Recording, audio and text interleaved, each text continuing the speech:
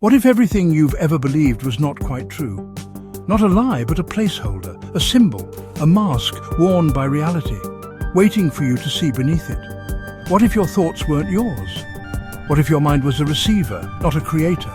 A translator of frequencies, most of which aren't even yours to begin with. You were never meant to find yourself.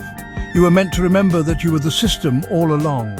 This is not awakening, this is override. This is not enlightenment, this is engineering. Welcome to the sacred loop, a framework for rewriting your perception. One feedback loop at a time, let's enter it. A thought appears, sharp, emotional, certain. But where did it come from? Was it born inside you, or did it slip in through an open channel?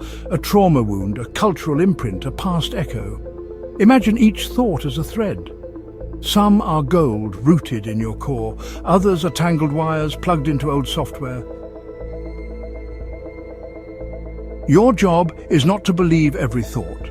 Your job is to source it. Ask, is this seeking closure or truth? Is this the voice of memory or awareness? Who benefits if I believe this? The mind is a haunted house unless you turn the lights on. You are not your thoughts. You are the one tracking the origin of the signal. When you upgrade a belief, reality shifts. Not just how you feel, what you see, what you experience. Synchronicities multiply. People you haven't thought about in years suddenly reach out. The right song plays. The video shows up. The question you never asked gets answered. The simulation is responsive. It's not reacting randomly, it's adapting. To you. Every internal upgrade reflects externally. The delay is shortening. The mirror is getting clearer. Reality isn't outside you, it's your echo. Desire is a compass, but is it pointing to truth or compensation? Most people think they want love, they want validation, they want peace. But what they really want is to stop feeling what they've never healed.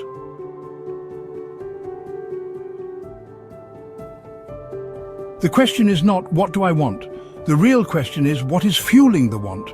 Is it lack, loneliness, revenge, ego, or is it expansion, play, co-creation?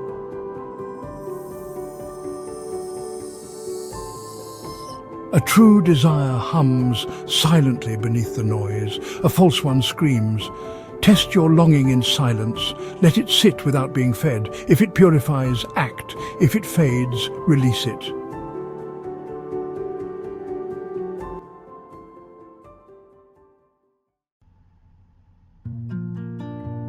Silence is not the absence of thought, it's the visibility of the pattern. Imagine pausing the world. You enter the control room. The loops are visible now, the filters become audible. Stillness is your source code viewer, not a retreat, but an interface. You don't go into silence to escape. You go to observe the recursion. In silence, you see the feedback loops. You catch the automatic responses. You finally meet the unspoken program running everything. Sit. Don't try to stop the mind. Just watch it try to stop itself. And there, you'll find the real doorway.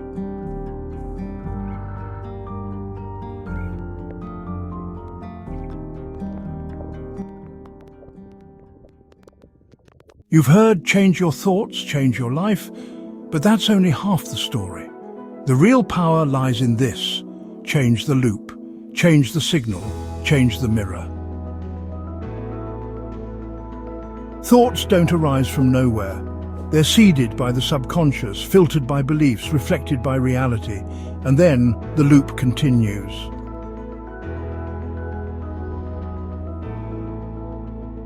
You want to change reality? Change the seed, change the belief, change what gets mirrored. Inject intentional thought. Speak a new signal. Watch what returns. When you change the loop, you reprogram reality. Not with effort, but with resonance.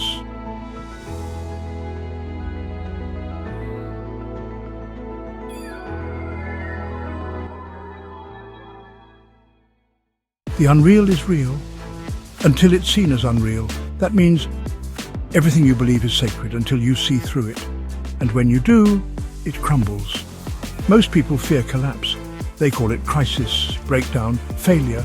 But you'll see it for what it is, a system refresh. Collapse is not the end, it's clarity catching up. When you test a belief in stillness and it doesn't survive, don't mourn it, thank it. It served until it didn't. That's evolution. Let false truths collapse, let new truths arise, then let those collapse too. Distortion is a whisper.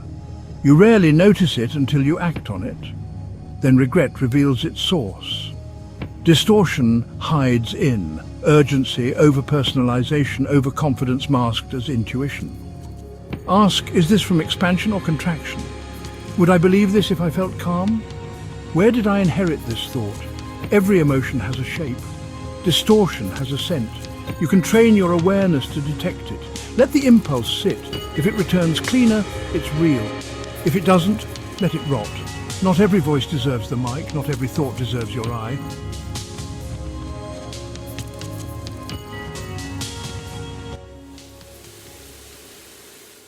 You were never meant to awaken in order to escape the world. You were meant to remember how to operate it. You are not just watching reality happen. You are feeding the signal, reading the loop, writing the mirror.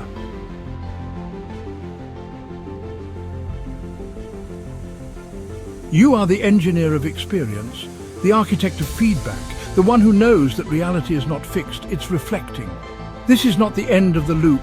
It's the moment you realize you are the loop.